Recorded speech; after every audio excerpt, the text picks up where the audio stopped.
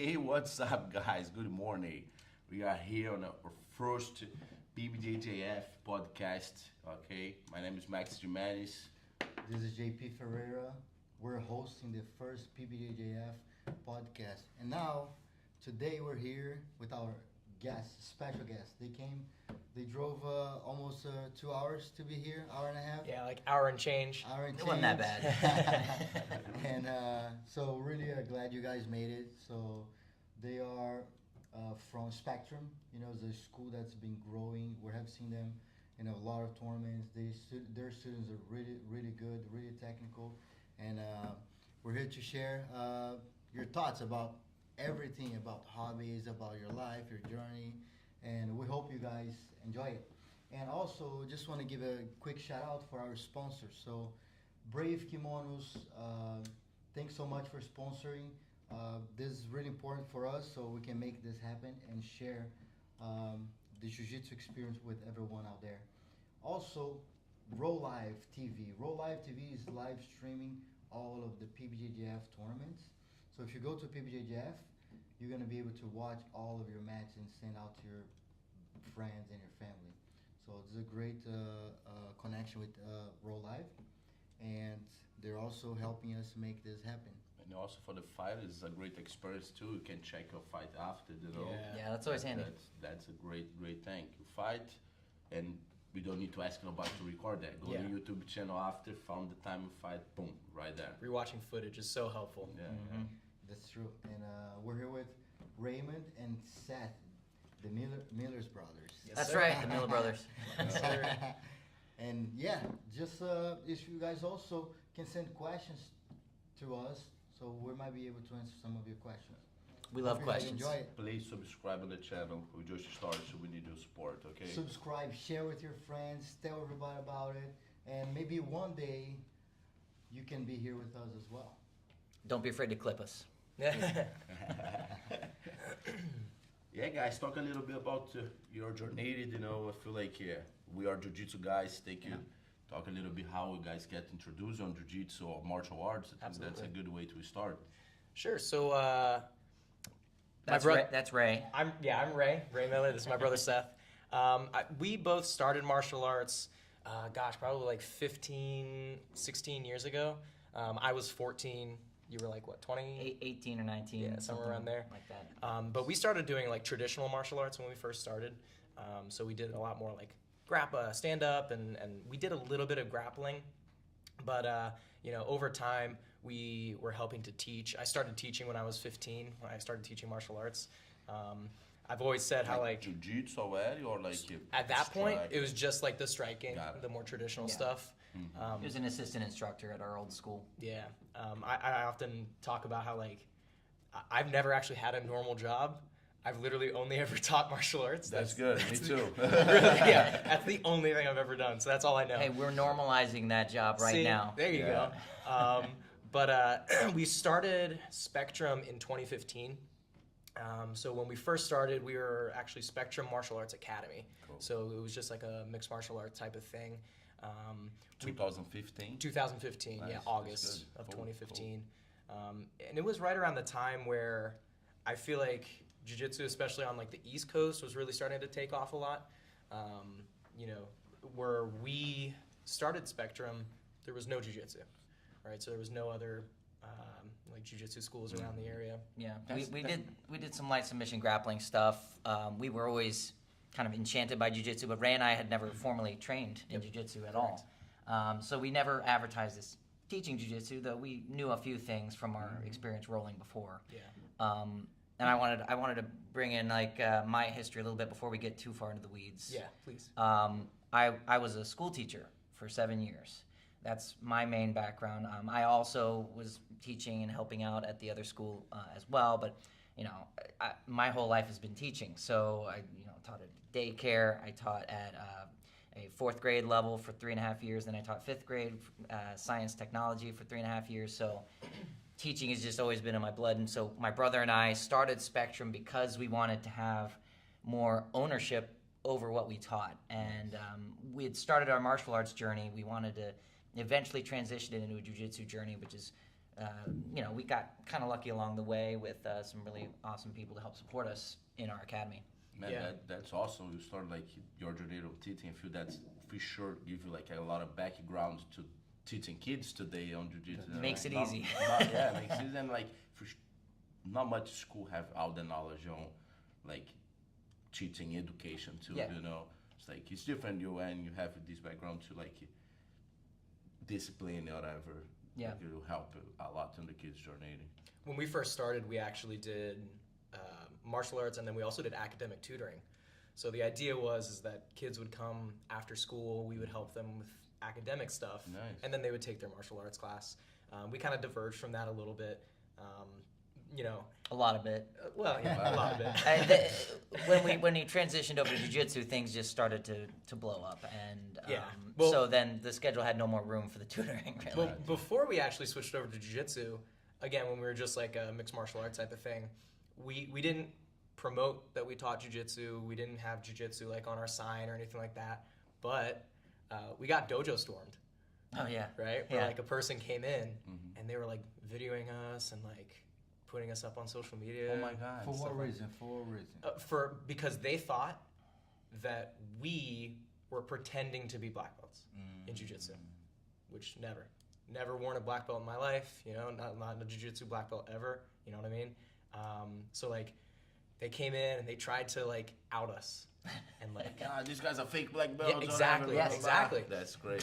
during a morning class. Cussing us out during Yep. one of our classes. Yep. I came in midway through. It was Yeah. a morning class. So my poor brother was dealing with this, and I walked up. I thought it was a new student. I was like, "Hey, good to meet you." And then they started just like going crazy. Angry. But he's a local guy or like just. She was, yeah. Shit. Oh, Yeah. it was It was a lady, yeah.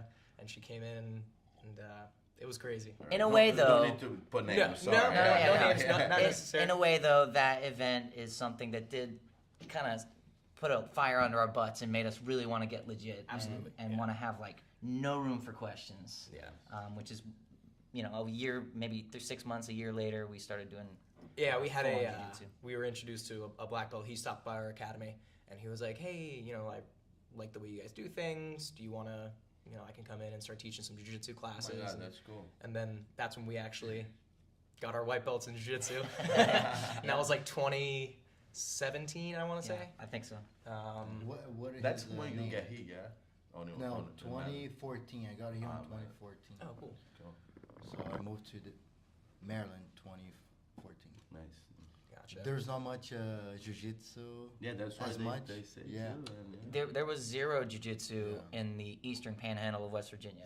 Well, there was like the Essentially. Yeah, there was like inside of a gym. Small. it's There like, was no individual schools Correct. that taught jiu-jitsu. jiu-jitsu school. That's good. You Specific. guys like a pioneer, like you Yeah, open yeah. the doors. And like now, they're within a 5-minute drive of our academy. There are 3 schools. Yeah.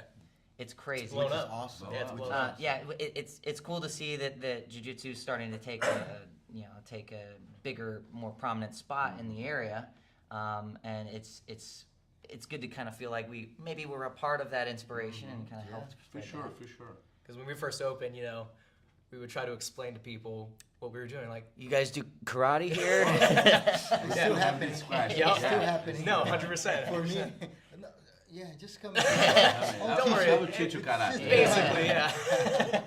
But we try to like remind people, like tell the kids, hey, what martial art are you training? Karate? Nah. Jiu-jitsu. It's jiu-jitsu. It's a little different. Yeah. But My grandpa still asking like, how's the judo doing? yeah. The judo going good, going good. It's judo's grandbaby. Technically. But no, and then 2021 after COVID, which was crazy, obviously. 2021, that's when we kind of rebranded to Spectrum Jiu-Jitsu, and yeah, so I'm a brown belt, so that's a purple belt. That's when you guys come with that nice logo. No, So no, this one's newer. Like our like official logo is the Renzo Gracie lion Yes. with the laurels, and then our we've got like a infinity symbol thing above the lion. Got it. But this one is like kind of a cool apparel logo. We've been trying to push more. I made it because I thought it looked cool. Yeah. It's really cool. It's Thanks, really cool. man. It's really cool. Appreciate it. And I feel this is good to like people wear without jiu-jitsu too, not just like That's the I idea. want to go to the mall. I can wear this jiu-jitsu Yeah. shirt. Can look cool, it's nice, and that Right, help right. promote your school too. Yeah, Ray does a lot of the apparel design stuff that we use for our online store, and then I've started creating like little jokey graphic T-shirts and stuff, like because we just want it to be fun as Yeah. well as cool. I just think aesthetic is so important, especially Me too. for your academy, like a Cleanliness. clean. People need to really want to wear. Exactly. Like, oh my God, I want to wear that shirt. I want to Yeah. wear that hoodie.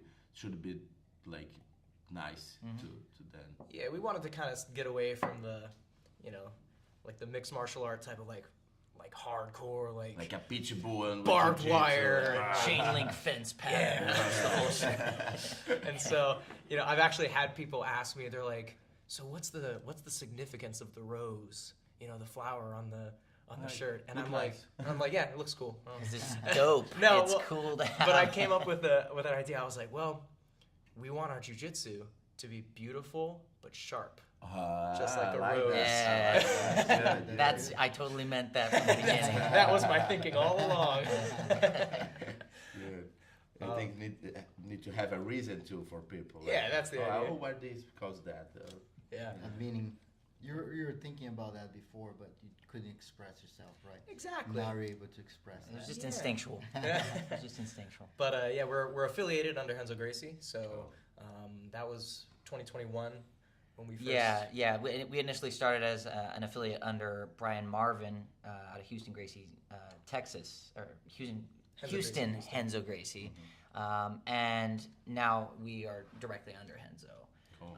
So that's been an interesting, journey from us, going from white belts that essentially started their own school to having a more officially sanctioned thing, and the support of an awesome group of Yeah, guys. Hans is such a nice guy, no man.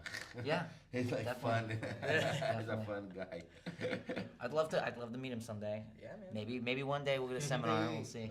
What about we bring him here Hey, for the podcast? you invite us back for that podcast, I like man. that. We'll Hansel, be here. if you're watching, Yeah. We'll want have you here. camera 1 and camera 2 at that point. Yeah. So we want we, you here. Be legit. It's going to happen. I think one of the biggest things for us personally has been our kids program and competing. I think that's kind of one of the ways that we've really put Spectrum on the map is by building up our kids program and really putting ourselves out there and competing. We're super proud of our kids. We feel like the kids who go out and compete, they're doing a really great job of representing what we do at our academy. Nice. And so we're really, honored to be their instructors and their coaches. So obviously, with like PBJJF, we're always so excited to go to tournaments to really show what we've been working on at the academy, show the level of our kids, and Thank you. and like I said, PBJJF has been such a great experience. So We appreciate that's what we're looking for. Give for the competitors on the East Coast a good experience. You know what I mean? An organized event, like couple heifers ready to stop the fight in the right moment to Sure. give a Well-trained. fair result. You know what I mean? That's what we're looking for. I think the interviews, all the things make you guys feel like more professional in the event too. Not even the coach or whatever, but the fighters too. You know what I mean? He fight, he get a film, live stream. You know what I mean? Good medal. The new medal is nice too. I don't know if you guys check these out. yeah, I really like the new medals. They're really nice. Yeah, That's I haven't the- seen it. You got the new medal. Oh, that one. Oh, Yeah. yes, I do like that It's one. your gold medal. Especially since I got a gold one. I thought you were talking about a new one. No, and I was like, no. oh, okay. Because the one that I did the Baltimore tournament a couple months back. Yeah. I think in It's a October. different matter. Yeah, different medal. But that was one of the cool Oh, things. you're taling about the medal literally in my profile Yeah, picture. correct. I'm like, Yes. But that was one of the cool things because I went by myself to compete. I remember. in I Baltimore. remember that. that. I remember. And I was able to tell our Ju- students. what is- Baltimore, Virginia. Baltimore Jessup, right? In Yeah, Jessup. in Jessup. Jessup. Yep. I remember that. And I was able to tell our students, I was like, hey, I'm on Matt, whatever. Here's the link to the live stream, and they were able to watch me. Cool. And it was really cool because I haven't been able to do that with other tournaments. Yeah. So it was awesome. Yeah. No, that's kind of the idea. So when you start PBJJF, we really want to raise the East Coast events. Like we want to bring attention. We have so many great athletes here, but they're not being exposed throughout the media. So we really want to, and we talk about this. We're in the most powerful area in the whole world. Washington D.C. Sure. is the most powerful area in the world. Why are they not talking about this area? There are a lot of tough schools around here too. Great schools, but you know, like I'm not gonna call any specific areas out, but I've traveled to compete before to different areas on the East Coast, and like it's nothing compared to around here. So I feel like this is a good place to kind of start that trend. It's spreading out, but like we really want to, like we're doing our PBJJF Pan Ams in June, Worlds in October.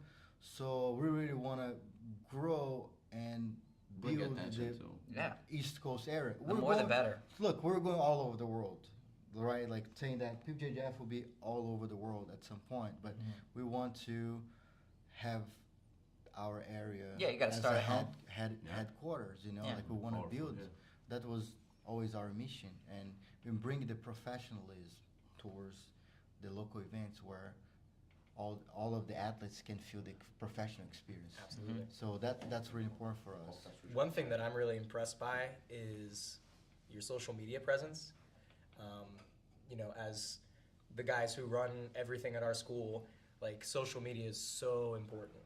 And the way that you guys like spotlight athletes, spotlight coaches, spotlight matches and the competitors, I think that really goes a long way in sort of legitimizing and also making it more professional, you know, because people see those spotlights and they're now putting a face to the athletes, you know, so that way you're actually giving a platform that the athletes can use to start to put their names out there. That's right. So I think that's really cool the way that you guys do that, and honestly, like we're inspired by it too. So I think that's awesome. No, we appreciate when you guys come and support. You know, like that's how we started. We started the friends, the local, to support us, and we'll support you guys back. You know, in every aspect. Yeah, there's been a major sense of that, I think. So that's really good. That's great. And going about like what do you guys like to do outside of jiu-jitsu? what do you guys usually? Go for it, Seth. We do. Do you guys have a life outside of jiu-jitsu? No, I don't. I live at the academy.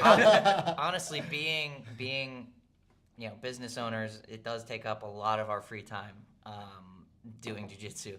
Also, you know, we're training as hard as we can ourselves outside of teaching as many classes as we do for our youth and for our fundamentals classes. That's what Ray and I generally handle. But we also are training pretty much 7 days a week as well, because we're driven to expand our own jiu-jitsu journey, just on like, you know, kind of, I don't want to say self-centered, but we just want to try to make ourselves better. For sure. You know, try to see how far we can push ourselves Be an example too. for our students. But outside of jiu-jitsu, I'm like an avid video game player. In fact, video games are what inspired Ray and I to start training martial arts in general. How? Metal Gear Solid 3. What is that? I'm a white belt in games. So It's like We a. only It's play like FIFA. a Metal Gear is like a spy espionage kind of like. Action game. It's like an action movie crossed with James Bond movie kind of thing. And Metal Gear Solid 3 had CQC, which was just like lots of cool judo throws and disarms and stuff. We're like, whoa, that's badass. We want to try to learn stuff like that. And then that path eventually led us towards jiu-jitsu overall. Do you connect with people live? Like, do you play like live, talking to people? Or Nowadays, I don't. Is it I different? Oh, have was like like two that games before? I play nowadays. Like What do you play now? I play like Destiny and Final Destiny, I heard of Fantasy. it. You know, Elden Ring, some of the other stuff But there. at that time, were you connecting with people throughout like?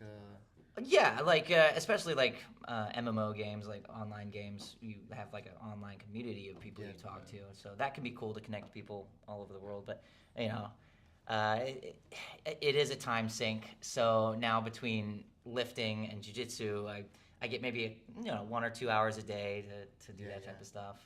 It's good for your mind too, right? That's like true. take your mind outside of like That's right. business, right? Because we're always. It takes your mind outside of business, but actually, I think a lot of our aesthetic abilities and a lot of our organizational abilities actually came from our training early on with like video games, like playing Pokemon, training your Pokemon team to be able to do certain things. Like, like I'm not joking. Like literally, like you're like, okay, well I know this is the best move for this one, so I'm gonna teach that one to that guy. And so in jiu-jitsu, as a coach, I'm kind of looking at it the same way. Like, well, his body type really lends itself to triangles. I'm gonna teach and drill triangles with this guy. Like, That's pretty I don't good. know. That's It's smart. just kind of a mindset thing for me. It's probably nonsense. It's more about the teaching, I would think, because 7 years of teaching, I really start to get a sense for each person and how they learn. But also, I like to make that connection to video games because we get a lot of kids, of course, coming in, and they the parents are like, they do nothing but play Fortnite. And I'm like, well, yeah, that's not cool, but it's okay to have a balance of things. So like I can talk to the kids, on that level. relate. And relate to them. with the kids, it's important to have like some connection. Yeah. You know what I mean? Yeah. They're always Like, surprised oh when my we God, can I make play references. Video game too, blah blah blah. Yeah. blah. Yeah. And they're like, my coach will do it. Yeah. I will come here. And I will tell you, like, personally, Max and I, right now that we're talking, we bought a PS5. It's like, let's buy a PS5. I want to play some. I And never. then I don't have video games for like a while. Same. Yeah. Since like what, Like I don't know, 10 14 to years old, like 15. now. Yeah. I bought a PS5. I was like, Yeah. let me buy this. I was like, well, I like FIFA. I want to play FIFA. Yeah. And then I got the what Call is of it? Duty. Call of Duty. Mhm. I was like, I'm gonna play this. I was landing to the map and dying. I was like, Instant. Yeah. What's going on here? Shooter games can they can be I pretty landed and devastating. shoot. I was like, what is going on? I'm Yeah. still figuring out. Hopefully there wasn't like a 10-year-old kid in the headset. like, Probably. Probably. Most of the time. Probably. Yeah. I was like, well, a child's beating me up. Yeah. And I have a rule with the kids at our school is if you're playing video games and you didn't do at least 20, 30 push-ups in a day, stop and go do your push-ups. Every time you Work get on killed yourself. in Call of Duty, do 5 push-ups. No.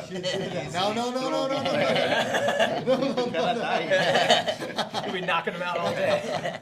Hey, but it's hard. I tell you, it's I hear FIFA has like a really horrible, aggressive microtransaction thing with that like Dream Team or something where you Yeah, they have the dream. pay to like get digital cards or something, and you do you know about that? I've heard that it's kind of like that. I just play. I play with one team. It's like I think one game mode. I play. We make fun of this. I play with one team.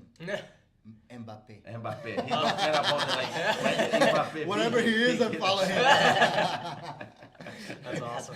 Yeah, What team you play? Oh, I play Real Madrid. Oh, I play this. Like, I play with Mbappe. But he started getting really good with like PSG, and he beat him like all the time. And my student from Brazil coming, he really good. Yeah. And I get there and like, hey, well, let's play tonight. Blah blah blah. I fake his myself and Hand put over my controller. student to play. He beat me up bad. I was like, Well, at least you don't didn't wanna have to play feel with the you pain.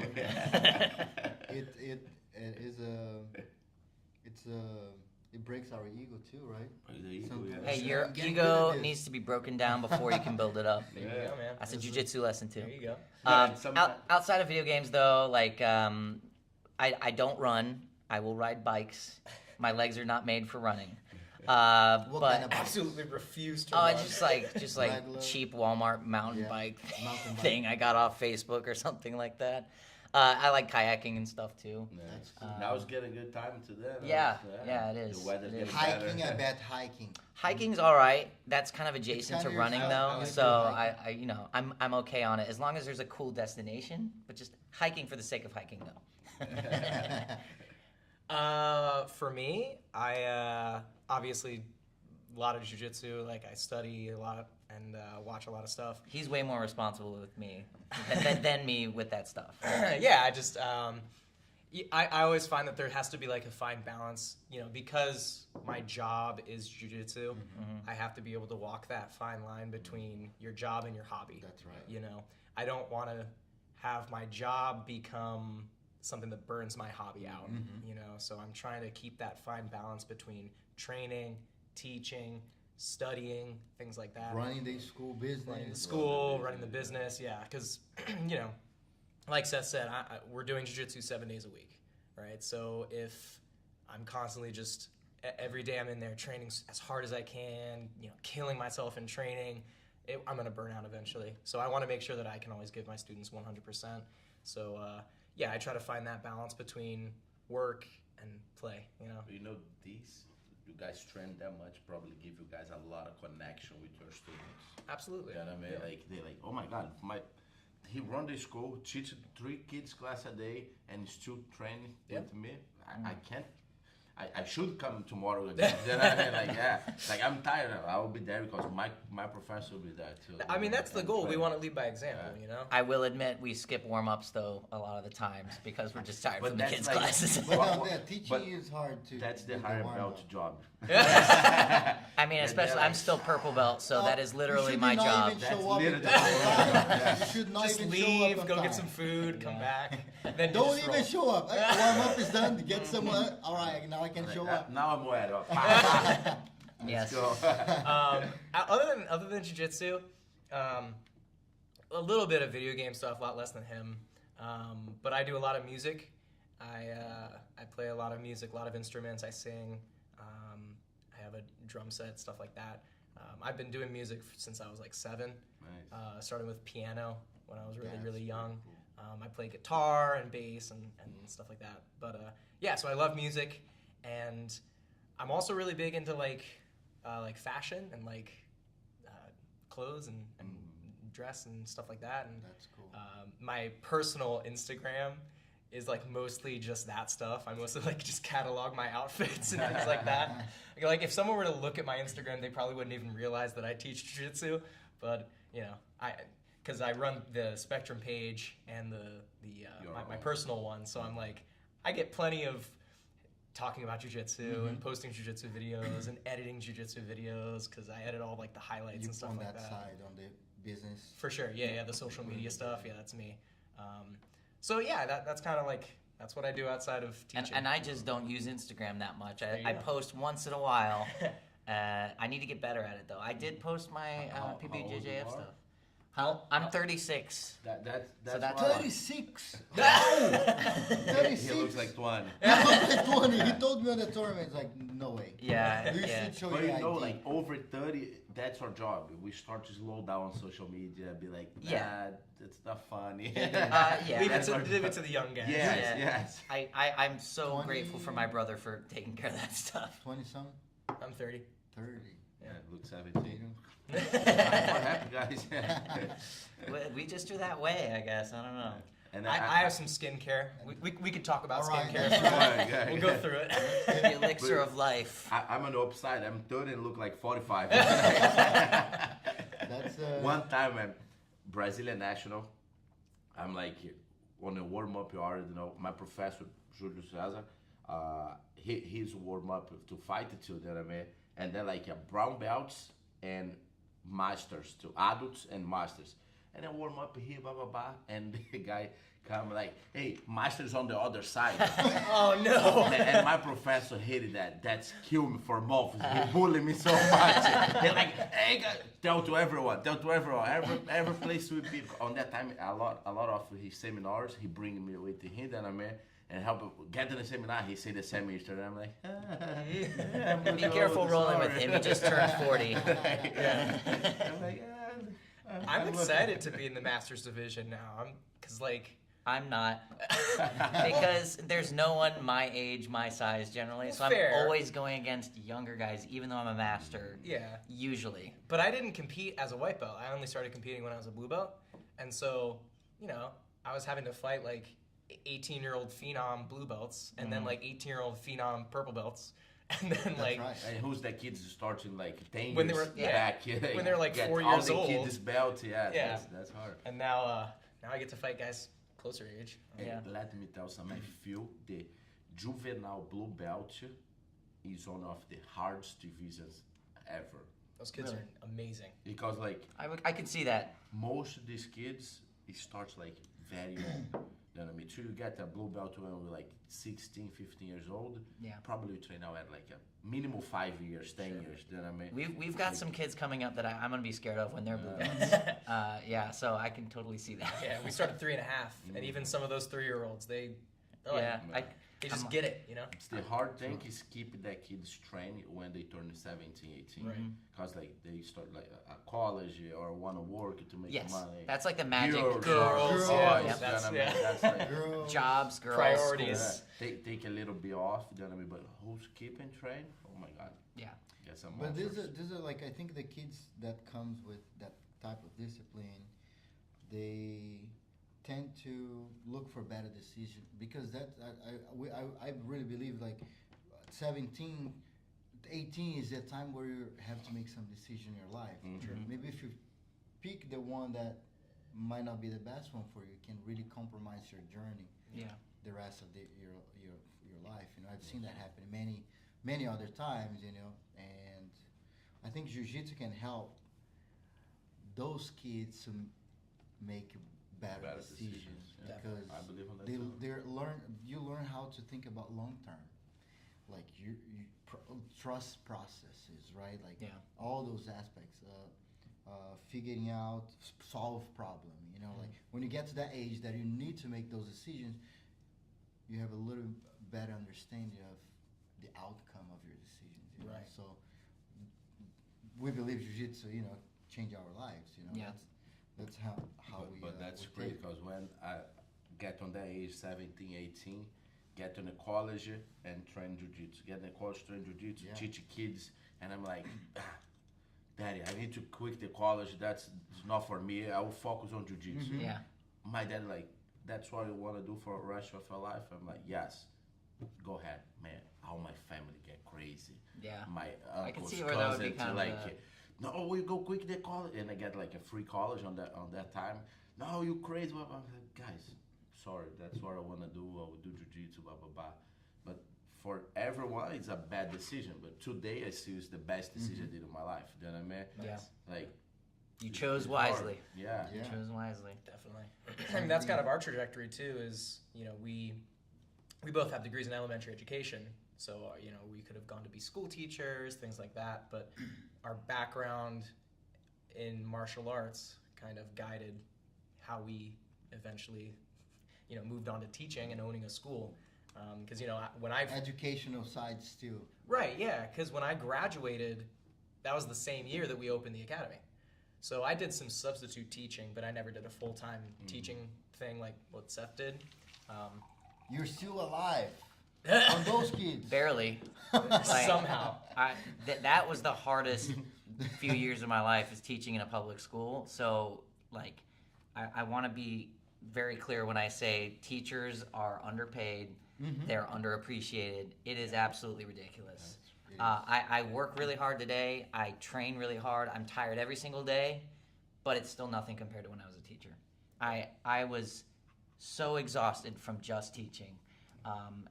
And then he would come and teach. And then class. because teach class. for a few To years, relax. for a few years, I was doing both the academy and teaching. I think it was 2 years I was doing both. So I was at a full-time job and doing the academy at Because we night. didn't take any money. So I was doing 60-hour weeks because the academy was still just kind of breaking even. Yeah, building. It's a beginner, especially back in the day, like 10 years ago. It's like it's different. Especially when there was nothing in our area at all. That we were just building it up from nobody knowing about anything. But then out for men's 5, below 5. Yeah. How we start from the 0? No, below 5. It's That's true. and it was kind of a greedy decision for me to just say like I'm done. I can't keep teaching. I feel like I'm not developing myself the way I want to develop. I feel like I'm not having the impact I want on other people's lives. And so jiu-jitsu lets me do that with both youth students and adult students, which I think is really awesome and something I wasn't able to do as a teacher. I have one question about your teaching, right? So sometimes I think are they schools still trying to improve or still using the methods that we used like hundreds of years ago? You know, like Not how hundreds is- of years ago. you I know, think like, overall, public schools, most schools in general, are training children for the vision of work that America developed in like the 1950s. Everyone is being trained in school to do an office job, essentially. And not everyone is going to work an office job. So it's an obviously flawed system. I'm not wise enough to know how to fix the school systems. There's a lot of other problems outside of that. But you asked about the curriculum. I mean, the curriculum has just been the same essentially for about 50 years or 60 years, and it's just kids sitting in a desk all day, 8 hours a day. It is exactly just training them to do an office job, which is why some kids just don't click with school and they drop out, and sometimes they can be successful. It just wasn't in the cards for them. That's right. And what is the approach for those kids? That would depend on the individual. I mean, Like, if you're going to be... the system. What does the system do for If a those kid kids? drops out, the system can't help them. It's up to that. What about before they drop out? Can they do something? Or I mean, are they doing something? in public school, you kind of look at each kid and you kind of see, do they need an IEP, meaning do they need an independent plan to kind of help them succeed? Do they have any learning exceptionalities? Do they have behavioral exceptionalities? Which a new one was emotional exceptionalities.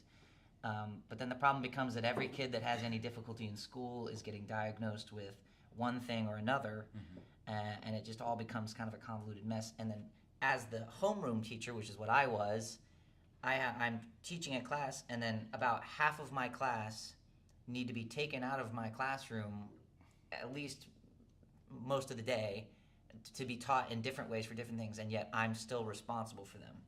And it was very stressful for me because I'm not actually able to control everything about what those students are learning. But this person has ADHD, this person has ED, which is just emotional disorder, meaning I'm not exactly sure the definition of that one, but and then they would be taught in different ways by different people, and it just became this whole big mess. And that was my 4th grade teaching experience. My 5th grade teaching experience was a lot nicer. That was what I was doing while we were running the academy. I would not have been able to do What I is was the doing age before. difference? What is it? Well, the reason it was different, it's just 1 year. The age. What is the age? It's Sometimes 1 year I think make a lot of difference. 9 and 10 for 9 4th grade, and then 10 and 11 for 10, 11. for And 5th 12 grade. is 6th grade. But the reason it was better is because I was teaching at something called Starbase, which is it's basically I was working on an air base, and we would just be a field trip destination for kids for a whole week, and I got to just teach cool science experiments and stuff to just every 5th grader in the county, rather than having to teach every subject to a small group of kids. You know, the memories I have from the school, my body's there all the time, but my mind is not. That's right. That's a thing. Like I'm like. I oh my tried God. my best when I was a teacher to help kids not have that, but like, Yeah. unfortunately, you have to teach the test sometimes. And I started jiu-jitsu like pretty young, you know, and this when I moved to Espírito Santo, the academy is really close to the gym, and they have like a class at the same time I'm in the school. Man, every first 2 classes I miss. Cause I say, bye mom, I go to the school. Get in the gym, train. that's and go hardcore. to the school. You know what I mean? Every first 2 classes. Yeah. And get there and still think about the movements I did and That's pretty man, hardcore. that's I like so that. deep. It's like, Yeah, I used to do the it's same hard. too. I used to call my mom, tell them to let me leave early so I can train. No. There was a class like at close to the end of the school time, and I would call her, hey, let me go, because I had the same thing. My day one in jiu-jitsu, I knew it. I was going to be teaching jiu-jitsu. I had no idea how.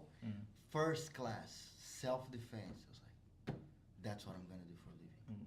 Crazy, insane. I don't know how, because my professor was not a full-time jiu-jitsu, and I didn't know anybody that was at that time. I think Max, we neither. talk about this, same. And then I was like, My but professor's I'm gonna like do this. lifeguard on the beach, half the day, you know, and half the day is like a jiu-jitsu instructor, and the course like physical education on It's public school. on Oh, it's gym, personal trainer. he course he go to the college on that time. Oh yeah, It's yeah. like go to the college, lifeguard, and the jiu-jitsu instructor. And I'm like, I want to do that, but Yeah. I don't But know not that, how. not the whole thing. Not that- Yeah. but Just the not that jiu-jitsu. way. Just the cool part. Do it the cool part, yeah. Yeah. But like, it's crazy how it inspired me with all the crazy life, you know what I mean? Sure. Yeah. And It's, I don't even want to think about myself at that age. I was definitely not skipping classes to go to jiu-jitsu. That would have been badass. But no, I was pretty nerdy back then. Still am, but it kind of reminded me what you were saying. Jiu-jitsu black belts are usually nerds. True. That's true. That's true. I mean, like, it is a very actually detail-oriented thing, and you have to study a lot We're for learning it. So. different ways of being nerd. Yeah. Like, not math, but like I look at the Google Analytics. I look where's the training. What is jiu-jitsu? Like from Google, you can like I search for things that. I'm a jiu-jitsu nerd. You know, what is like, the new meta?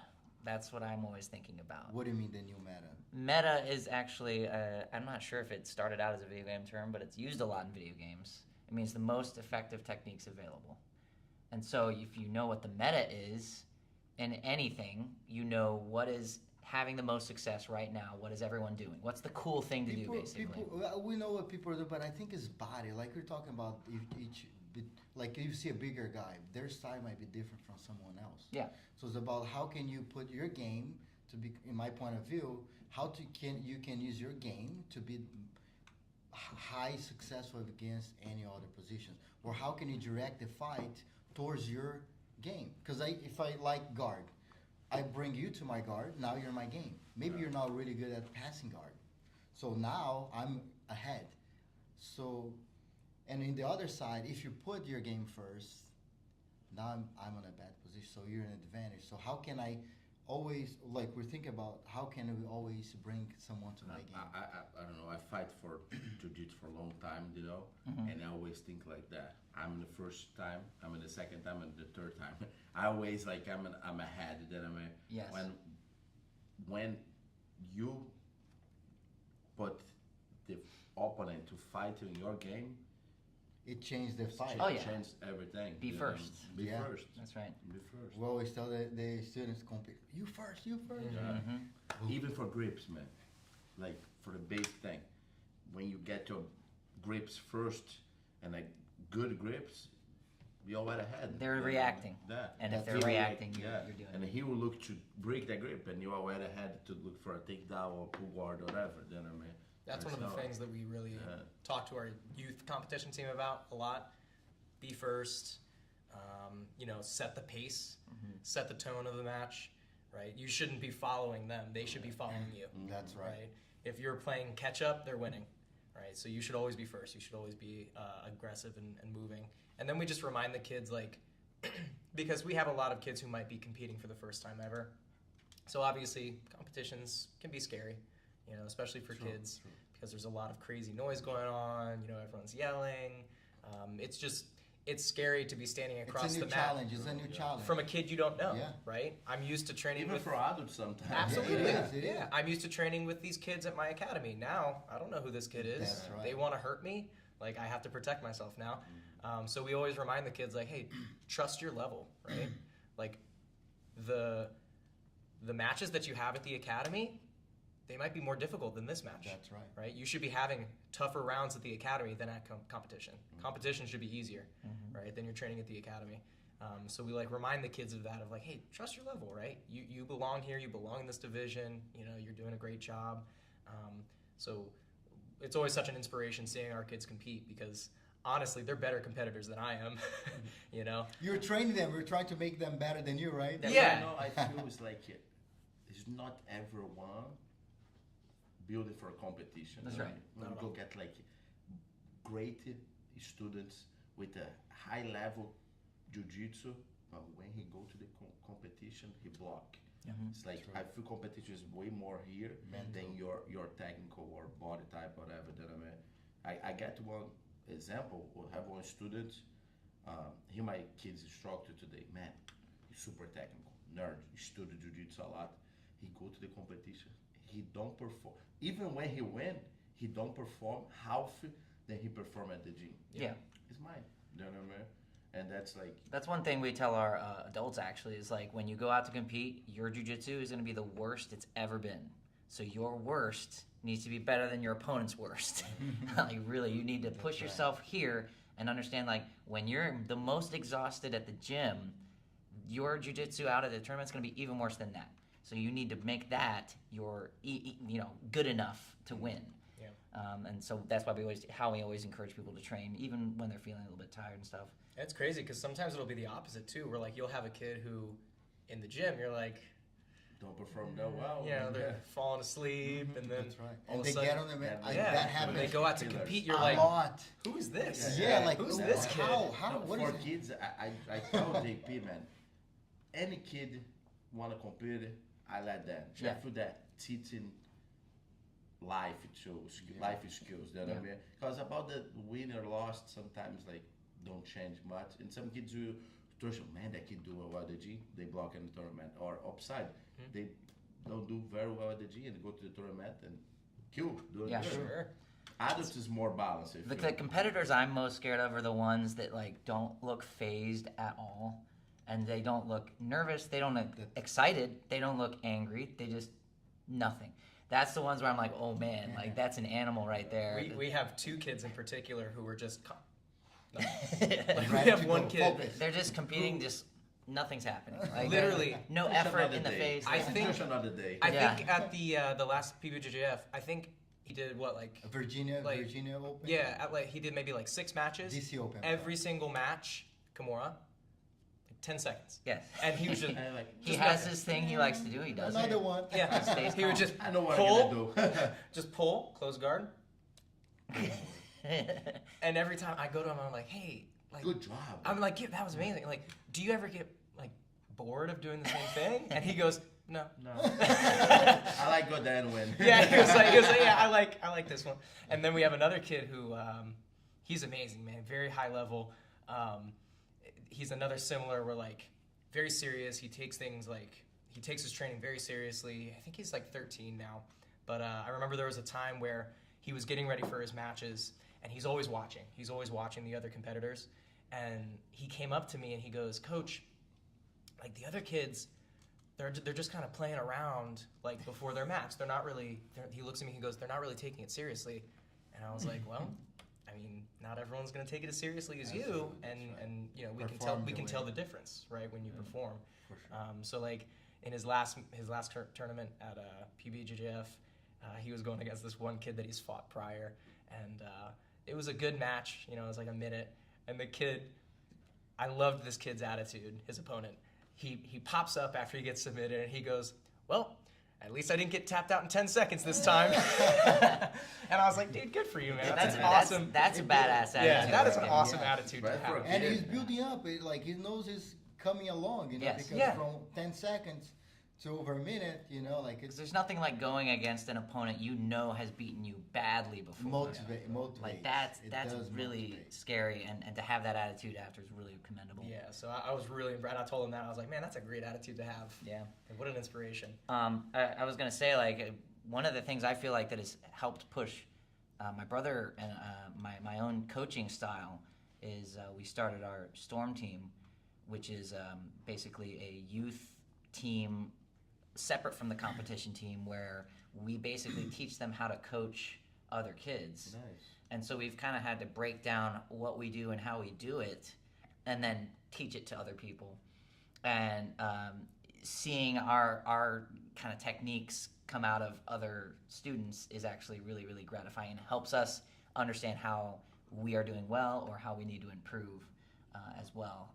And I can let my brother talk more about that. It's kind of a little bit more his brainchild, but I mean, yeah, our idea with our Storm team is to have assistants that can be seen as role models for the younger students, right?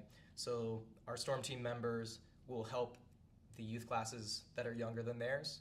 You know, so if they might be like a 10-year-old kid, they'll help out with the 5 to 7-year-olds, right? And so the 5 to 7-year-olds will see this older kid, and they'll be like, "Man, like that's an inspiration." Like they'll be helping out and assisting Coach Seth and I in teaching the class. And then even when it comes to like at tournaments and stuff, they'll also be on the sideline coaching in similar ways and things like that. Cool. And it's really cool to see how, you know, kind of like we talked about in the beginning, how we're kind of developing a community and kind of a culture of jiu-jitsu, my man. And how it's really started to branch out a lot. And, you know, we've had students who have been training with us since we've opened, right? So they've been training for almost 8 years. And like just seeing their transition and their sort of like growth throughout this, like it's really molding them into really unique individuals. And so like I feel like competition is such a great way to develop a lot of traits that you're going to carry on into all parts of your life forever, right? You know, management of high pressure situations, understanding how to stay calm, and then in sort of a similar but different lane, teaching and coaching, very similar, right? You know, Seth and I say all the time, because people, you know, they'll be like, man, like, do you guys ever get nervous teaching or things like that? Or like, do you guys ever like get stressed out? And it's like all the time, right? I'll change into my gi and then I'll like like the office door will be closed and I'll stand there and be like, okay, like Ready to go. If you're not turn into coach nervous, mode. if you're not nervous about whatever you're doing, you're not trying your best, or you don't care as much as you possibly could. Yeah. And I say the same thing about competing. And also, quick shout out to our assistant coaches as well, our adult students that help out. They are always pushing themselves to go out and compete, to be able to have that experience, to be able to talk about it and coach, just like Ray and I are doing. I like this too. I feel like everyone need to have minimum one experience each belt Sure. on competition. I think One time I think that's reasonable. Yeah. Minimum one time. Pick a event. Yeah. For example. PBJJF better, of course. There you go. Of course. There you go. Pick one. Train yourself. Try get your best shape, like your best technique. You know, level, and go there and test yourself. It's a great way to Minimum just time, see where you are, right? Like I feel it's not to everyone. Do you know what I mean? Yeah. Like I told before, but you should try one time. Do you know what I mean? People always ask me, mostly the adults, they're like, I don't know, coach, am I ready to compete? When should I compete? How many stripes do I need? I'm like, compete when you feel like you want to compete. Yeah. But understand that you're never going to feel ready. You will always feel like, I just need a few more months of training. You're always going to feel that way. I always feel that way. I don't force my students, you know, but Yeah. I recommend. Yeah. You know what I mean? But I have some students like purple brown belts and never compete. Feel free to don't compete. Yeah. But I recommend. Yeah. Especially if you want to teach one day. Yeah. You know what I mean? You It can is like valuable. One thing that we get a lot of is people coming in, you know, with the whole sport versus street aspect of it, you know, wanting to do like, oh, I just want to do self-defense. And I'm like, okay, that's totally fine, of course. Like, jiu-jitsu is great for self-defense. But I'm always like, when are you going to compete? Because, like, It's the competing, closest, Dude, that is Right, that's good. you're when the standing, pressure's turned on. you're standing across the mat from another person you don't know who wants to hurt you. and Now you have to defend yourself. And have the skills. Exactly. Skills, yeah. Exactly. Because I get back to the same thing because I want to learn sport jiu-jitsu. No, sport jiu-jitsu, it's self-defense against someone that knows how to fight. Yes. That's pretty much it. It's a self-defense still. I think a lot of people would look at our school and say, "Oh, that's a sports jiu-jitsu school," but no, to us, it's all just jiu-jitsu. It's jiu-jitsu. Like, It's it's just jiu-jitsu. all It's jiu-jitsu. jiu-jitsu, yes. If you're able to defend yourself against someone who also knows jiu-jitsu, you can defend yourself against someone who does not know jiu-jitsu.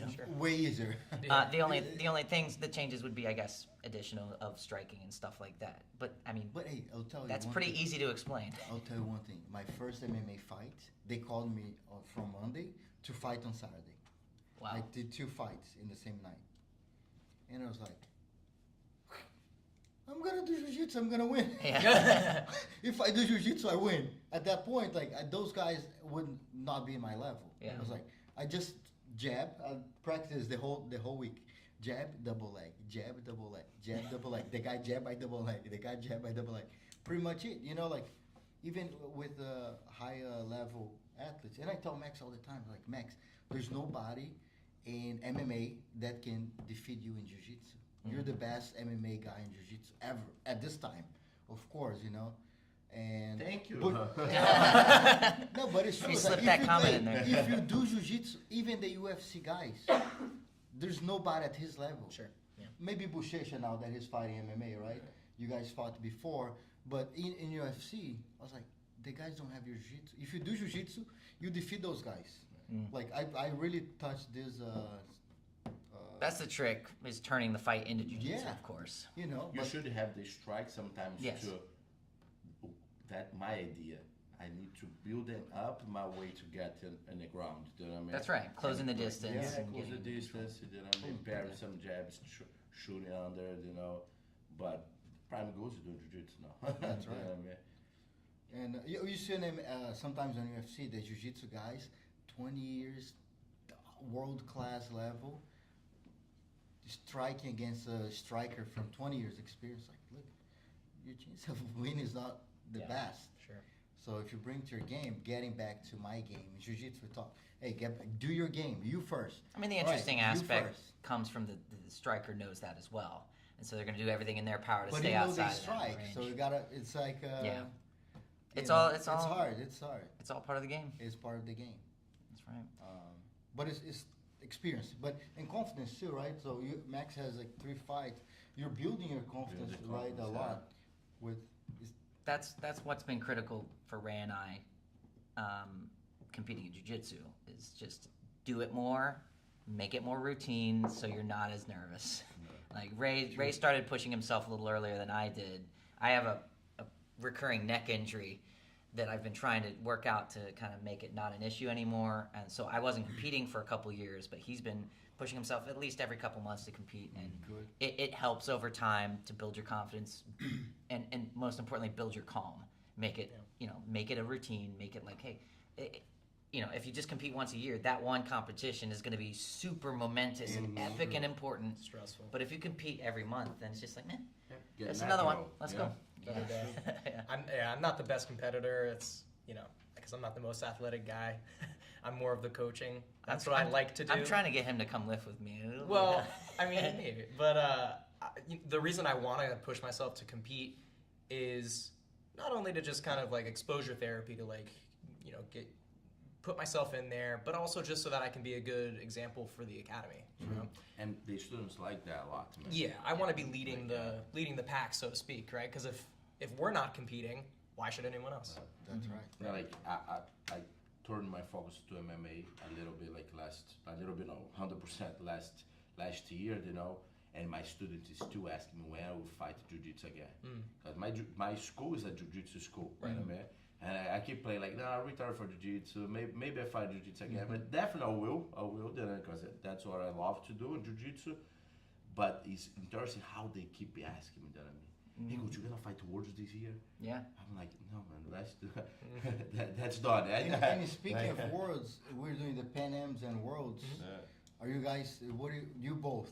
We're definitely interested. Coming, Yeah, man. competing. I saw that you Yeah. posted that up. That's Yeah. really awesome. That's June 20. We're hoping to bring more of our adult team out. Yeah, we're really pushing the adults. Yeah, I'm really proud of our adult team's performance at the last PBJJF. Actually, I feel like they blew it out of the park, even though there's not that many of First us. place in the gi. Yeah. Congrats. Thank you, brother. Right, Thank you you. guys are. And the trophy was nice. Yeah, It was man. cool. What do we have?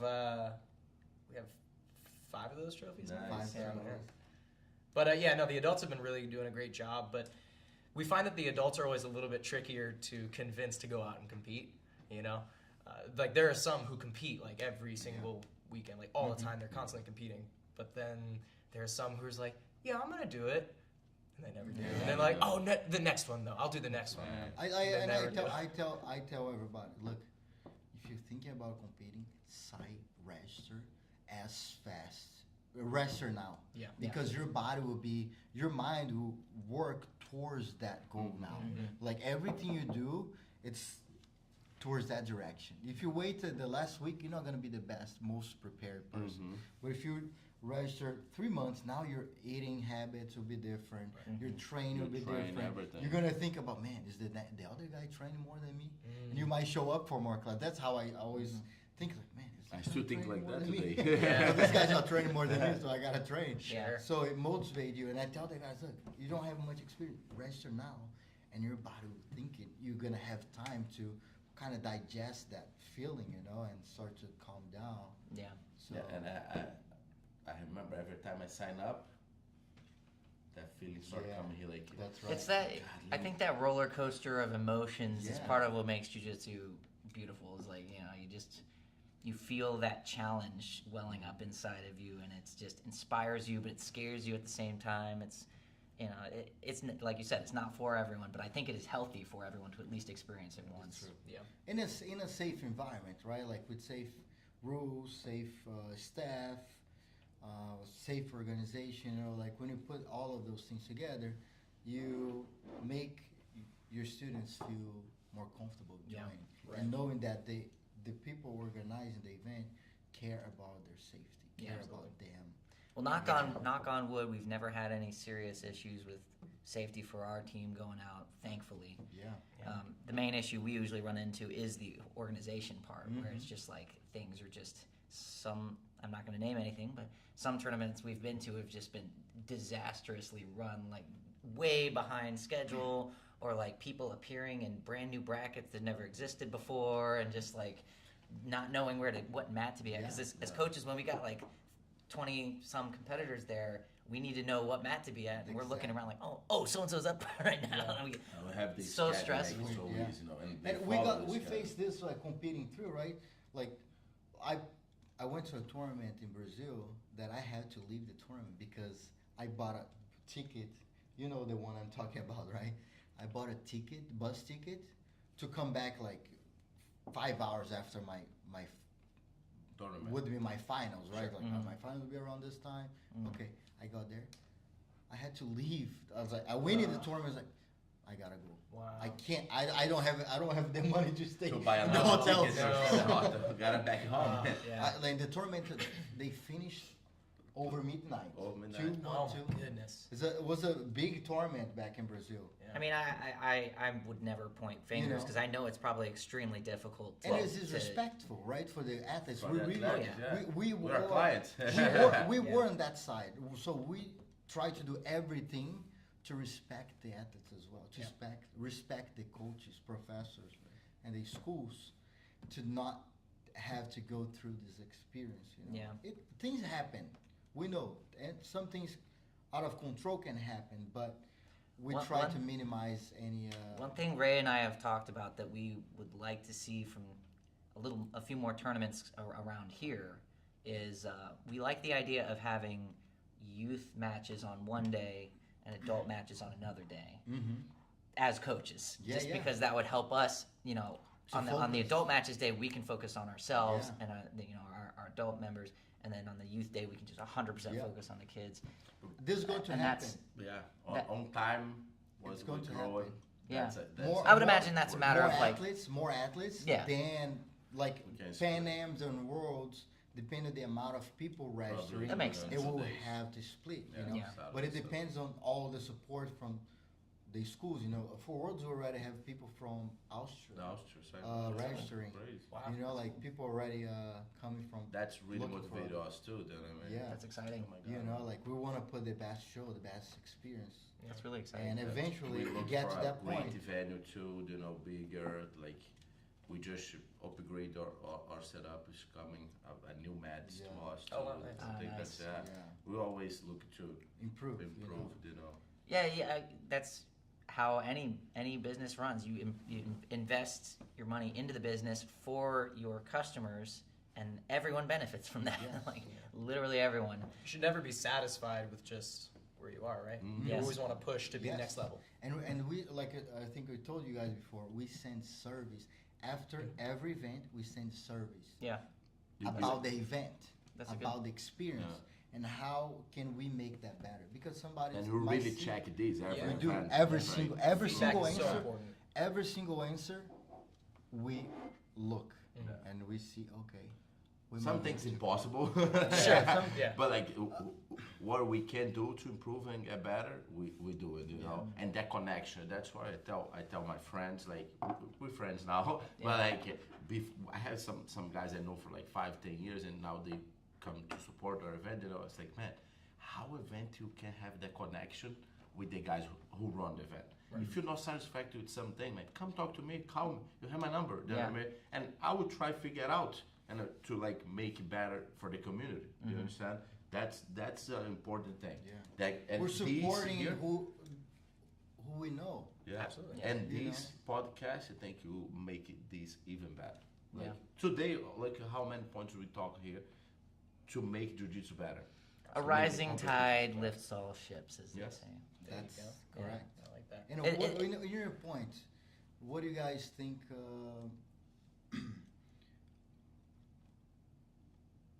it can be, the whole jiu-jitsu community can improve? In what aspect and how?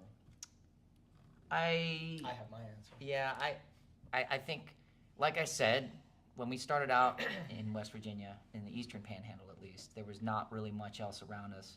Now there's schools popping up all around us. Some of them are actually have connections to our academy. Some of them do not. And in my business brain, I look at that, of course, as competition, as a threat.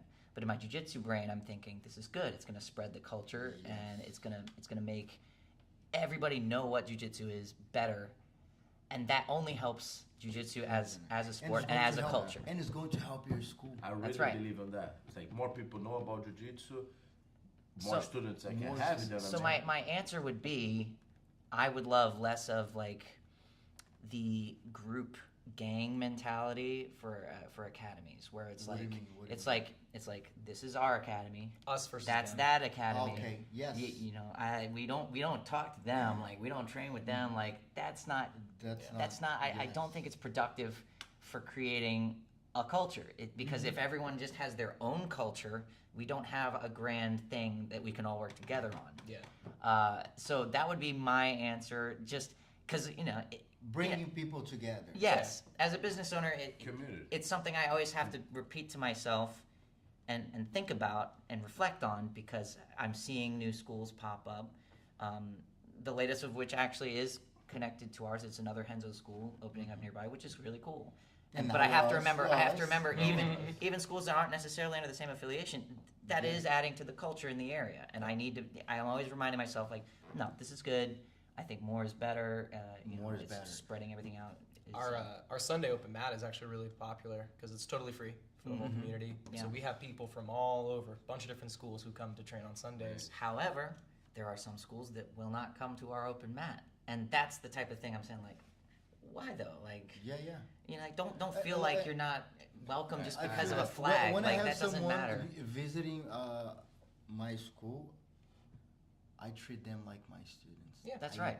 I bring them in, and it's like, hey, I want to keep you safe. I want you to be safe and welcomed here. Because I remember traveling many times. We go to a place to train. We have a target on our back. Yeah. They call the little house, fazer casinha. Yeah. Little house. Everybody, you get him. You get him. Everybody You have to like, survive. yeah. Like, and you did like The mat enforcer. yeah, like, but like in my approach, like I visited in school, I'm not gonna try to beat the guys up. I'm gonna just have fun, get them to know me better, and then we can start training hard. It's like a 'Cause you don't language. wanna You all come speak and- the yeah. same language. You know? Yes, like you don't want to come and like try to prove anything. It's like, man, I want to come. I built many friends worldwide, just by coming. Like, man, you're nice, you're cool. Yeah. Cool. Let's train, and then start training harder with that respect. Sure. And that's kind of how I take. I want people to, whenever they meet me, they come to us. We want to make them feel as comfortable as I would like to be. Absolutely. So because it's already intimidating, going to a new place, even when you train jiu-jitsu, Yeah. you walk, man, you get that like, man, so guys, what is, Especially how as they higher gonna belts, treat I'm me? sure, like, Yeah. How they you gonna walk treat in, you me? think Yeah. like, oh man, everyone's gonna want to try to. No, but higher belts are cool now because we can handle it. Yeah. Of course, right? of course, but Like for but blue belt. blue Yeah. belt, like remember going, You are brand new blue belt to a target for everyone. I mean, like, even From the your white- school, the the white white test belt, myself. The white belt's like, Yeah. I want to beat this guy. And Yeah. the purple belt, so this blue and- belt, I can go a little bit harder. Yeah. and might create that sense of community, man. Look, you're trained somewhere, but I treat you like my students. Yeah. I want to, because usually sometimes it can happen like, just another guy from, and then you don't take care of that person, and Coaching for Ray and I, at least, also is its own form of training. It's its own gift, because and we try to tell that to other people, but of course it's not for everyone. But when I teach a technique and have to break it down and talk in very detailed ways about it, that helps me remember it, helps me learn it more too. So I'm always happy to communicate things to other people.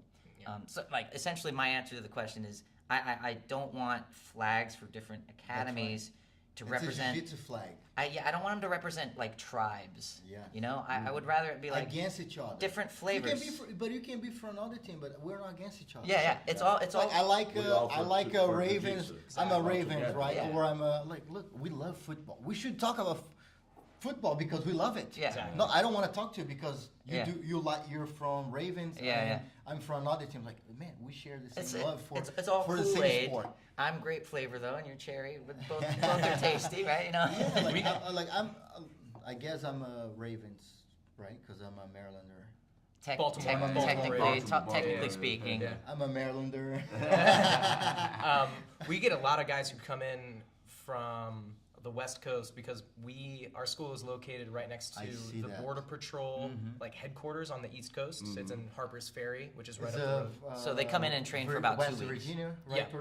Yeah, and so we're right up the road from the DHS headquarters, and so we get a lot of guys who come over to the Homeland Security place to do training. Nice. So they'll come from like California, Arizona, lots of Idaho, areas. Cool. Arizona, and they'll always stop in and train with us. So we get guys from like pretty much every week, like a new Border Patrol guy That's coming good. in, and they're all super great guys, and you know we want to try to have that culture of inviting and not being like, you know. Like, yeah, he's And- from Yeah, school, yeah. that's great. And I- I think that Ray and I's particular pathway of starting out as white belts with the school has made us like ridiculously humble and ridiculously like open to everyone, like almost too nice. I have heard before. Just because we've always had to keep that in mind. We didn't have our own accolades to fall back on for the longest time, and so we just were. We were hungry to learn from every person we That's met, right. every person we come across, and that kind of becomes contagious for some It people. is. I think that's It's the mindset too, right? Like, I learn a lot from my brand new students. yeah. I was like, they ask me questions that nobody asked me before. I was like, Never thought about that. I never thought about this. Let me think about this Yeah. first, and then I answer later. Yeah, Because they come with things that you never heard. that's right. Like, And you now, kind of how expect, the right? way jiu-jitsu going, man, a lot of new things all the time. I love that too. Like sometimes, like I told you before the conversation, my student come from Brazil. You know, he like lightweight. So I'm heavyweight. I'll add the jiu-jitsu sometimes a little bit different. Now he showed like many details about lapel. Like I'm like, oh my god, that's like. And like probably I teach 90% in his jiu-jitsu, Yeah. and now he come to show me and teaching new things, you know, and I'm like, that's great. That's, I love jiu-jitsu. That's the thing. You're always adding new pieces. Yeah, that's No, the, no one person can know it all. You've got Yeah. to have other people. It's impossible. Yeah. Yeah, for sure. What was your answer? My answer for like the What thing- could improve the culture? what can improve as a professional jiu-jitsu instructor, my big thing, curriculum. I think in jiu-jitsu there's such a lack of organization as far as teaching is concerned, and a lot of that comes from curriculum. You know, a lot of from what I've seen, a lot of instructors, they'll just kind of just today it's whatever. You know, I'll think about it when I'm driving over, and we'll do this. And What do you want to learn? yeah. And What do you want to learn, or what do you need to learn at this point in your journey? that can be good depending on the student, right? If it's like a higher Depends level, on the level, I think. Yeah. On the beginner curriculum is 100%. But depends on the group. absolutely. It would depend on the class because you have fundamentals. Whatever you want to learn in fundamentals, no, you don't even know what you need to learn Exactly. yet. It's like going to a school. I want to learn. S-mount. Yeah, no, I mean like in public school. Oh, I oh. want to learn this. No, Yeah. no, you wanna need learn to learn this. geography. There's a curriculum to Curriculum get to to follow. give you a path. Exactly. It's a path. Yes. It's important to keep upgraded that curriculum too. Like We explain it in our fundamentals course. We explain it as the fundamentals class teaches you how to learn jiu-jitsu. It's not just the basics of jiu-jitsu. It's how do you get the most out of every other class you'll ever take. And that's the way that Ray and I have like approached our structure for that curriculum. What we as PBJJF organization get everybody together and create a PBJJF curriculum, not to be standard, but just to give away a this is what we as an organization believe could be a good curriculum. Because sometimes I see around, the instructors don't even know, so they don't have even a Plan. They don't have a direction to how to do it. Sure. And I it's leave something personally. I could, leave my advanced class a little bit more open, Right. but like fundamentals to the intermediate follow the curriculum that I mean, and that is good for like you grow your school too, because sometimes it's impossible you teach all classes. Oh yeah. How you know your students get a good level of jiu-jitsu that I mean, or a good instructor? If you follow the curriculum, I can teach it. They're I can teach actually- the you fundamental. teach it. He They can get teach to a the minimum fundamental, level. he can teach the fundamental And in 3 different days, and we're gonna keep follow the same thing and track the same and thing. showing your particular way, you know, like you letting the other instructors shine throughout their lesson, but teaching the correct, like teachers, right? Yeah. You teach this book, but in own a way, like you can. I've broken it down in my brain after watching lots of different, because we've had lots of different black belt professors helping out at our academy and leading our academy adult programs, and I've kind of broken it down in my brain that there's like 3 types of teaching styles that I've seen in jiu-jitsu. There's the teacher style, very like academic, which is what Ray and I do. Then there's the coach style, which is very sports and very like a sports team coach. And then there's like the storyteller type, who will sit and chat and talk about where they learn the technique and what, you know, and then can kind it of be 3? our Can it be all 3? you can have aspects I think of I'm all all 3. 3. Yeah, I mean you can have aspects of all I think 3. it's Sure. all 3. And I That's what I'm think- gonna say. And I think depending on the class, you want to put on a different hat and That's teach right, that that's class right. in that way. Yeah. So I think like the storyteller type is good for more advanced people, because you're going into the minutia and the details and like talking about instances you've used this technique. Whereas the teacher type, it's just like cut and dry. This is what it is. Boom, This is boom, how boom. it is. This is how you're gonna do it, and let's go. And then the coach type is more along the lines of like driving in and motivating you to go faster, motivating you to go better, teaching you how to be more instinctual, stuff like that.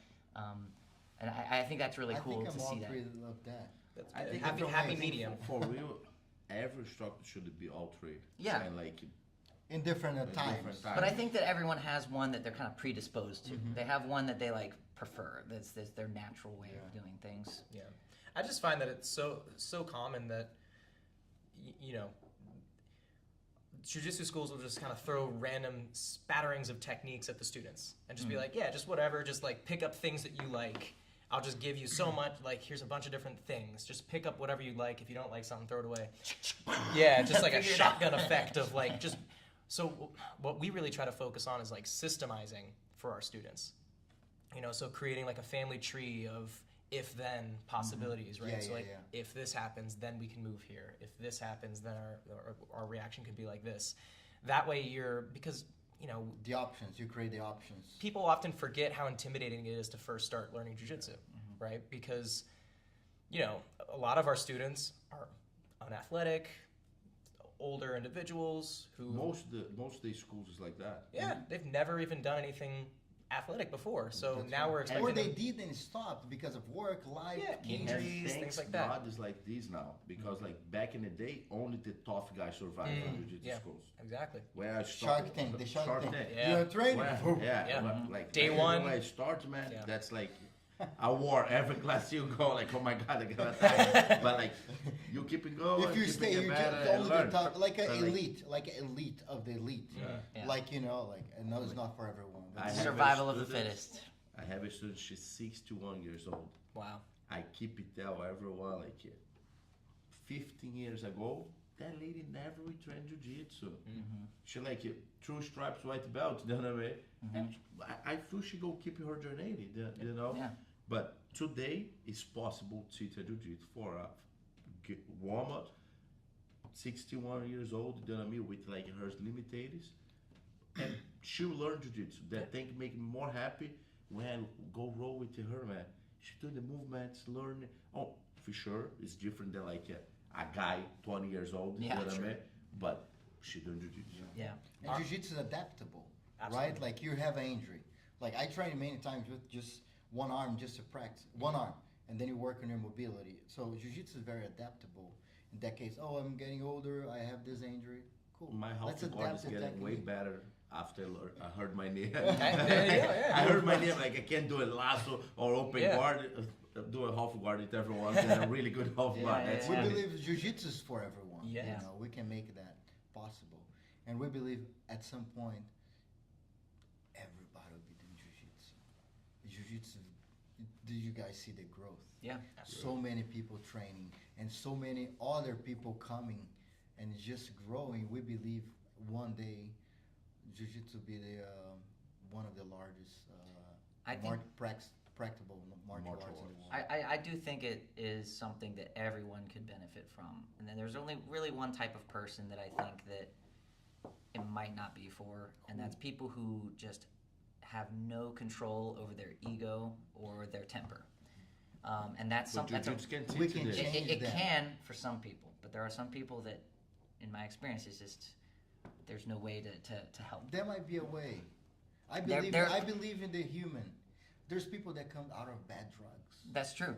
That's true. You know, how can we not break that habit? Maybe you're not. Well, But there has to always be a limit so that you're keeping everyone in the academy That's safe correct. and keeping everyone That's feeling correct. comfortable. But that might be the point where you bring this guy for advanced program because now like everybody can handle, so he's safer because he's not gonna bring someone like that to a brand new guy, Yes. right? Maybe you get someone that can handle it. Hey, go with this guy. He's crazy, but control him. Show him how to do it. Build him up. You know. We've had But I people understand your we've point. had people coming in that like kind of come in with the mentality of like this is Being a tough. fight. This is a fight. Yeah. I'm fighting for my life every single roll. And we've been able to talk to them, be like, look, it's more like right now a game. We're training with each other. You're not nothing bad is gonna happen if you lose. You're only gonna hurt yourself if you resist in that way, right? So sometimes you're able Yeah, to. these And guys you put like yourself bring in it- risk. He come like super high like that, put here right Yes. out here. Yes. Just technique. Technique. Just go do like on me, then I'm here. Yeah. And he like, I'm fight. You don't know Relax, until man, you look get at to that. know. Yeah. The move is that one. Boom, I show him. Yeah.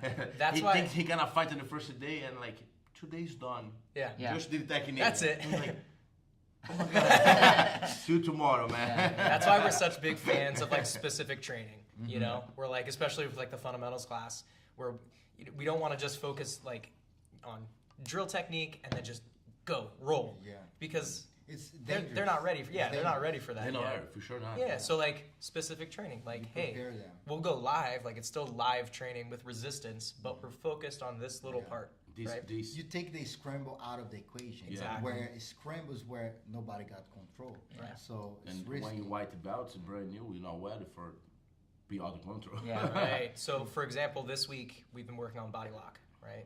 And so in our fundamentals class, you know, we teach, drill, and then instead of just like, all right, let's just go live and good luck, don't get hurt, right? We'll start from body lock, right?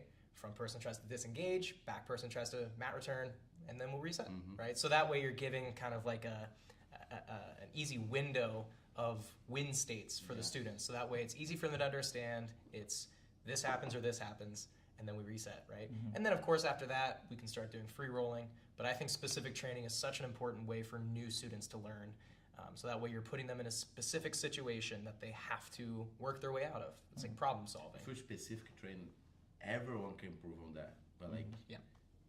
especially for white belts, brand new, is the way to learn. Yeah, 100%. That's the way to learn.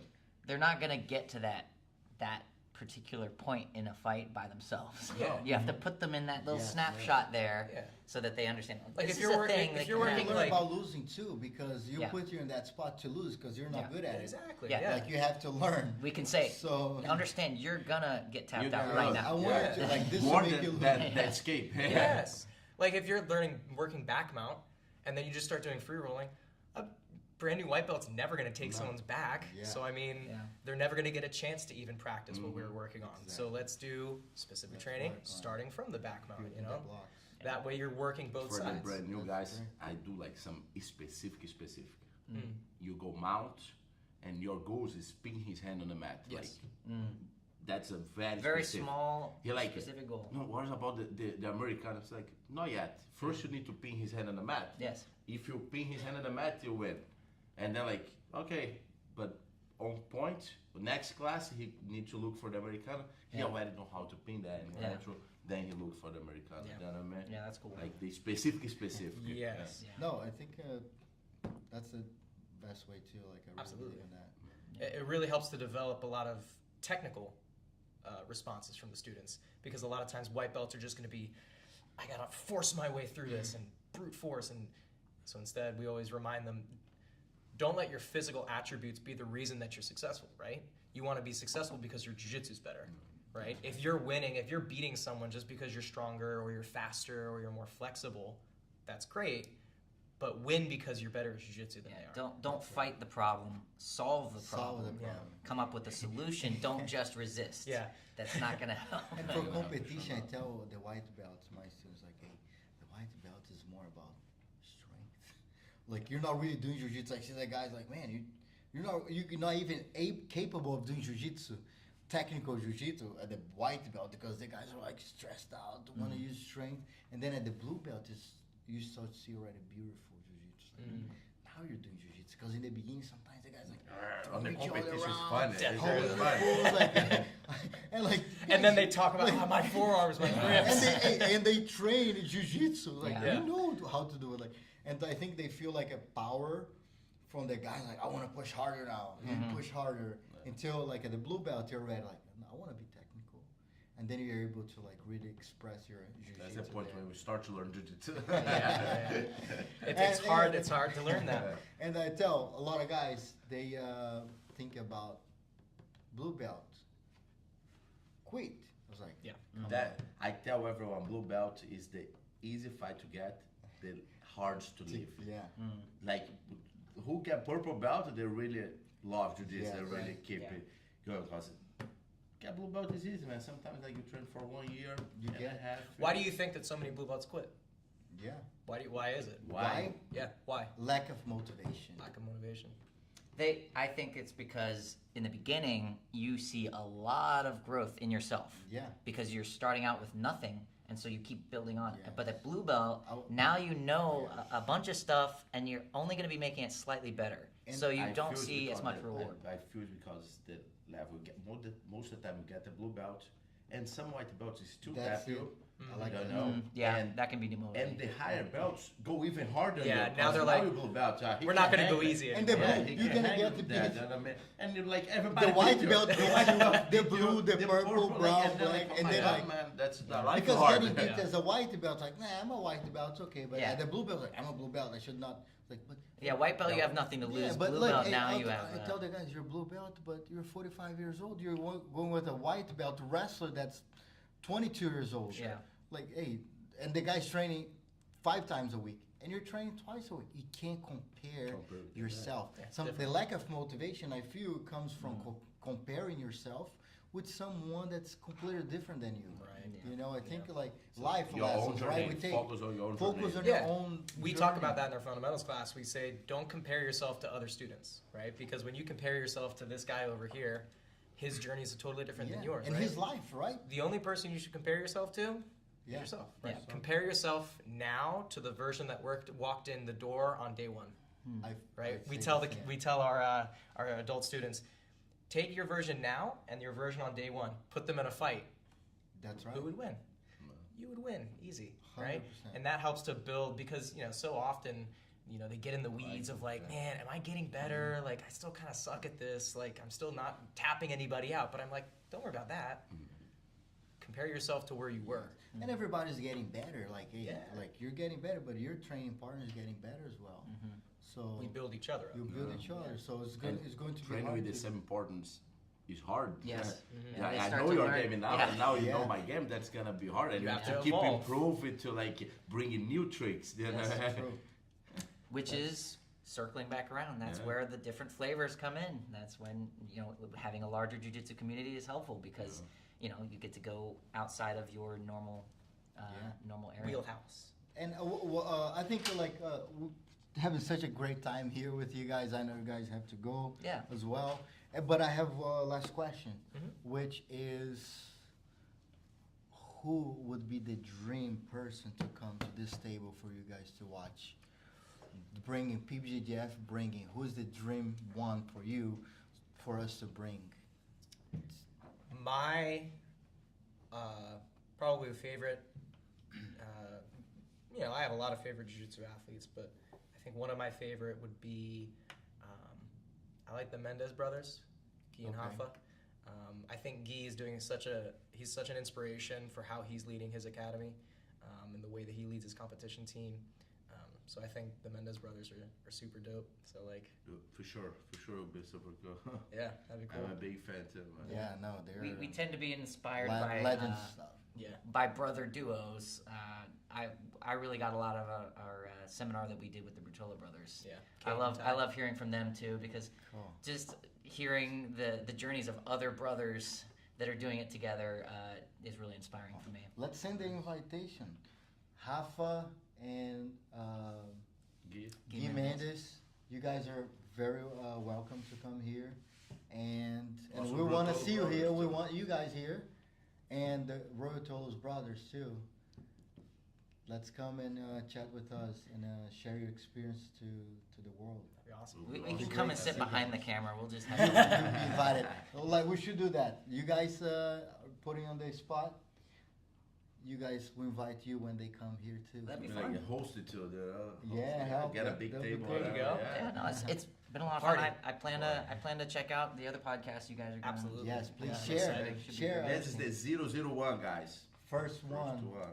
So We're so please- honored to be on the first one, man. No, Thank it was you. great. You guys are being great. And again, please share, give you the like so you can have more interaction. So the YouTube will share more our content, comment, and give us some comments here, some advice, some tips, and what you like about the episode. And I think I want to thank you guys so much for coming here. Could we quickly mention we have a seminar coming up? Sure. Yes, please. Yeah, on April 29th and April 30th, we have Talita Nogueira coming out from California. Ah, cool. Treta. Yep. Yeah. So she's coming out Talita from herself. California. She gave our instructor his black belt. So yeah, she's coming out to do a seminar. April 29th is Gi. April 30th is a women's only seminar. So Nice. we're really excited. On 30. On the 30th. Invite yeah. everyone. Yeah, invite so everyone. so if we're in Kearneysville, West Virginia. Yeah. So it's about an hour away from DC. So if you guys want to come out Yeah, people always think West Virginia. They think we're like way out in the boonies. in the mountains, Come on out to West Virginia. it's basically the same It's- as Maryland. It's not that far. Yeah, yeah. honestly. But it's only $30. So Awesome. if anyone sees this and they want to come and join us, we'd love to have you. It's going to be a great And opportunity. we're gonna invite her for come to the podcast. Yeah, That'd be cool. That would that'd be be great. awesome. That'd be cool too. Yeah, that's the Send 29th and invitation. I 30th. believe Sure. she'll be in town until May 2nd, I believe. Nice. Let's So make I don't that know. happen. Make it happen. I'm not Let's sure of make her it schedule, happen. but yeah. We make it happen, for We'll sure. make it happen. Cool. Yeah, That'd yeah. be So great. we're You really guys pumped bring about her that. here. Yeah, Yeah, she's that'd be awesome. great. Let's make and then it Cassiano happen. can come out too. Awesome. maybe. Yeah, maybe them both the next Yeah. episode. If you guys want to get the best gear out there, bravekimonos.com. Okay, so if you use Use my code. PBJJF 10 or PBJJF, you get a 10% off. Thank you so much, Brave Kimonos, for making this happen and help us to create this podcast, and also Roll Live for giving all the support, all the equipment, and helping us put this together as well. Thank you guys so much. I really want to thank you guys. Thank you for having us. It's been a It lot was of a fun. great, Thank you so much, guys. great time Appreciate with you, you. brother. Thank you so much. Thanks, guys. And thank First you for one. your first one's done. Like and First subscribe. one Like and done. subscribe, Like guys. and subscribe. Comment below. Share with your friends. Miller's brothers. Yes, Miller sir. Brothers. Miller It's us. Brothers. Miller Yes, Brothers. sir. Yes, sir.